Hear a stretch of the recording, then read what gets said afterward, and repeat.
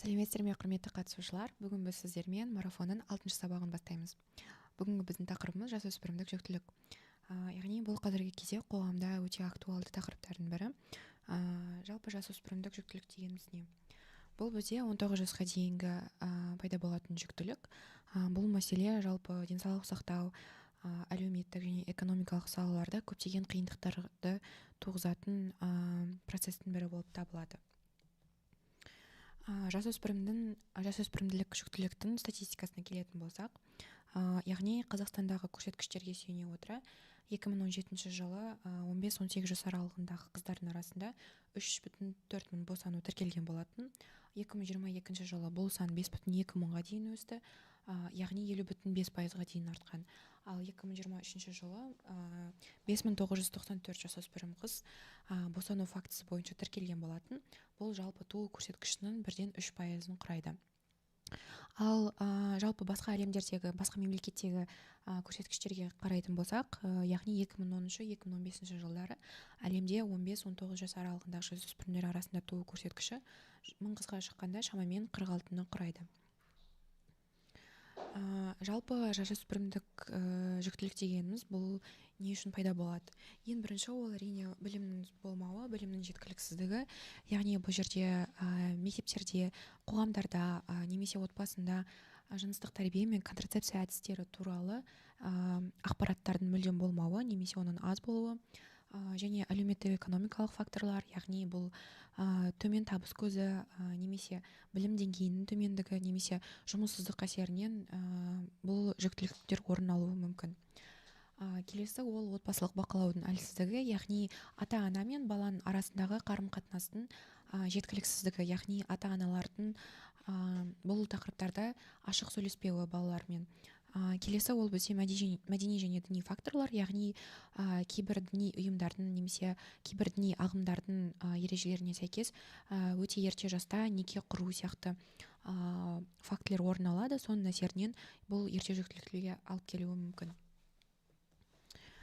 Жасөспірімдік жүктіліктің жалпы қандай асқынулары, қандай салдарлары болуы мүмкін? Бұл ең бірінші әрине ананың денсаулығына әсер етеді. Бұл жасөспірімдерде жаңағы токсикоз және гистоз сияқты асқынулар өте жиі кездеседі, және бұл өте ауыр жағдайларда өтуі мүмкін. Егер де токсикоз өте ауыр жағдайда өтетін болса, бұл міндетті түрде медициналық абортқа көрсеткіш болып табылады. Ал медициналық аборт бұл өз кезегінде жалпы жатыр ауруларының, қабыну ауруларын алып келуі мүмкін. Келесі ол бізде бала денсаулығына, яғни ол ерте босанулар, төмен салмақпен туылу, немесе қандай да бір аурулардың пайда болуына алып келуі мүмкін. Және ол бізде әлеуметтік және экономикалық жағдайға да әсер етуі мүмкін. Яғни бұл қыз баланың білім алу мүмкіндігінің төмендеуі. Яғни ерте жүктілік болғандықтан көп қыздар өздерінің оқуын тастап кетуге мәжбүр болады. Келесі ол қаржылық қиындықтар. Яғни қыз бала әрине білім алмағаннан кейін, оқуын тастап кеткеннен кейін жұмысқа кірудің мүмкіншілігінің төмендеуі, жұмысқа орналасудың мүмкіндігінің төмендеуі, соның әсерінен табыстың төмен болуы әсер етеді. Келесі ол психоэмоционалық мәселелер, яғни ол оқуын тастап кеткеннен депрессия, қоғамнан оқшаулану, өзін-өзі бағалауының төмендеуі, яғни самооценкасының түсуі, өзінің қатарластарынан қалып қалғандықтан көптеген жағдайда бұл депрессияға алып келуі мүмкін.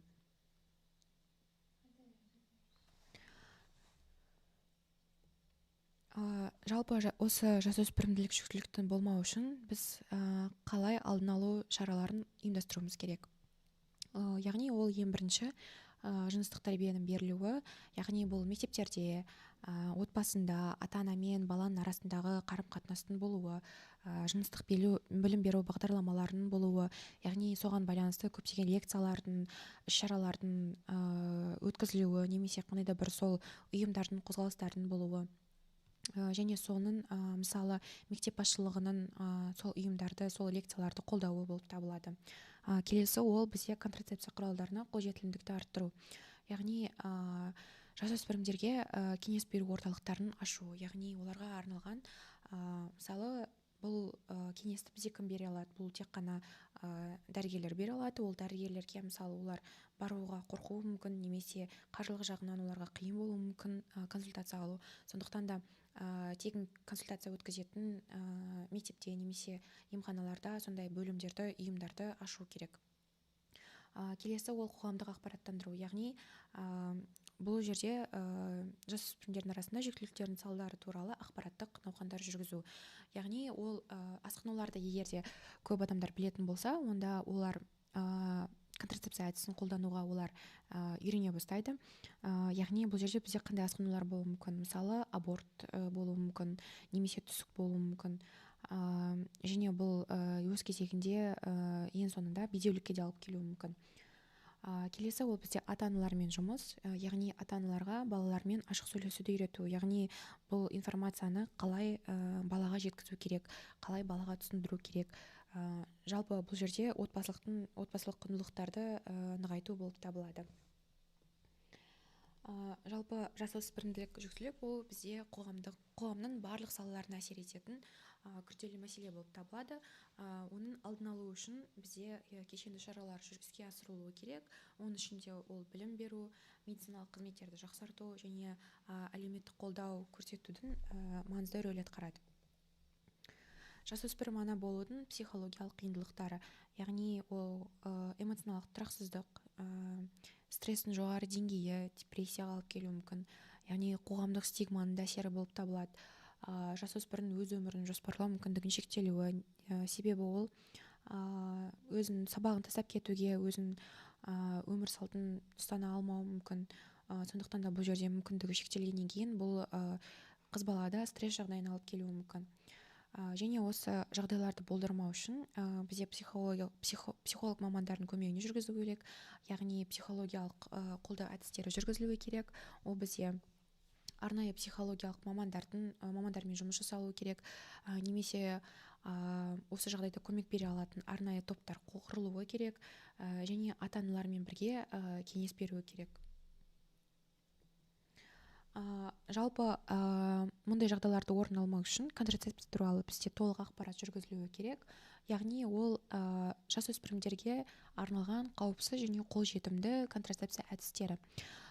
Яғни ол бізде ең бірінші презерватив, бұл тек қана жүктіліктен ғана емес, сонымен қатар жыныстық жолмен берілетін инфекциялардан да қорғайды. Сонымен қатар гормональды таблеткалар. Бұл жерде міндетті түрде дәрігердің кеңесі қажет.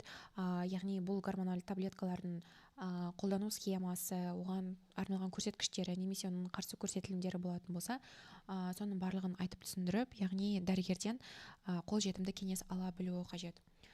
Келесі ол жатыр-ішілік құрылғылар. Бұл негізі жасөспірімдерге қолданылмайды. Бұл тек қана ересек жастағы әйел адамдарға арналған контрацепцияның түрі болып табылады.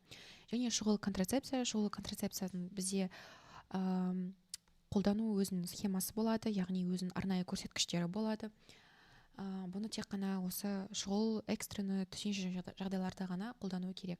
Және бұның маңыздылығын және әр контрацепция түрінің қандай асқынуларға алып келуі мүмкін, яғни қандай асқынуларға алып келуі мүмкін екенін айтып түсіндірілуі керек. Және контрацепция туралы мифтерді жоққа шығару, яғни егер де контрацепция бірінші рет жүкті болмайсың, яғни бұл бізде миф болып табылады. Және етеккір кезінде жүктілік болмайды. Етеккір кезінде жүктілік болуы мүмкін, тек қана бұл кезде жүктіліктің пайда болуының көрсеткіші төмендей бастайды, бірақ бұл 100% жүктіліктен қорғайды деп айта алмаймыз. Және бұл жерде жасөспірім әке болудың қандай салдары болуы мүмкін. Яғни жүктілік тек қана қыздарға ғана емес, сонымен қатар ер балаларға да үлкен жауапкершілікті арттырады, үлкен жауапкершілікті жүктейді. Бұл яғни ең бірінші қыз балаларға сияқты ер адамдарда да психоэмоционалдық жағдайдан қиынға соқтыруы мүмкін. Яғни бұл өзін кінәлі сезінуі, қорқыныш жағдайы болуы мүмкін, немесе эмоционалды дайындықтың болмауы мүмкін. Және әлеуметтік жағынан да айта кететін болсақ, бұл жерде бұл ерте жүктілік орын алғандықтан қоғамның қысымының әсерінен ерте некеге тұру қажеттілігіне алып келуі мүмкін, және білім мен мансап мүмкіндіктерінің шектелуі, яғни бұл жерде де ер адамдардың өзінің осы әлеуметтік жағдайына байланысты өзінің оқуын тастап кетуі мүмкін. Және заңдық жағынан келетін болсақ, яғни біздің заңнамаға сәйкес, егер қыз кәмелет жасқа толмаған болса, онда әкесі бұл жерде заңды жауапкершілікке тартылуы мүмкін. Жалпы жасөспірімдік жүктіліктің медициналық тәуекелдері мен асқынуларына келетін болсақ, ең бірінші, неге бұл асқынуларға алып келуі мүмкін? Себебі жасөспірім жас қыздарда оларда әлі репродуктивті функциясы толық жетілмеген, толық қалыптасып үлгерген жоқ, сондықтан да көптеген асқынуларға алып келуі мүмкін. Яғни бұл ең бірінші жоғарғы қан қысымы, преэклампсия. Преэклампсия бізде өз кезегінде жалпы акушерстводағы ең ауыр жағдайлардың бірі болып табылады. Яғни бұл ерте босануға, ерте немесе плацентаның ажырап кетуіне, көп қан кетулерге алып келуі мүмкін. Егер мұндай жағдай орын алатын болса, бұл міндетті түрде оперативті босануға көрсеткіш болып табылады. Оперативті босану неге бұл асқыну болып табылады? Себебі келесі жүктілік кезінде, мысалы, операция жасаған орындарда тіндерде тыртықтар қалыптасуы мүмкін. Бұл тыртықтар келесі жүктілікте, мысалы, эмбрионның орналасуына, сол жатыр ішінде, сол жерде орналасып өзінің дамуына көп кедергі жасауы мүмкін. Сондықтан да бұл келесі кезде, мысалы, қыз бала уже жоспарланған жүктілік болған кезде, бұл ерте түсік жағдайларына алып келуі мүмкін. Және сонымен қатар бұл жасөспірім қыздың ағзасы толық дамығандықтан балада туа біткен ақауларға көптеп алып келеді. Яғни ол бізде жүрек ақаулары, өкпе ақаулары немесе қандай да бір органдардың аномалияларына алып келуі мүмкін. Жалпы жасөспірімдік жүктілік туралы барлық айтатын ақпарат осы. Егер де сұрақтарыңыз болса, қойсаңыздар болады.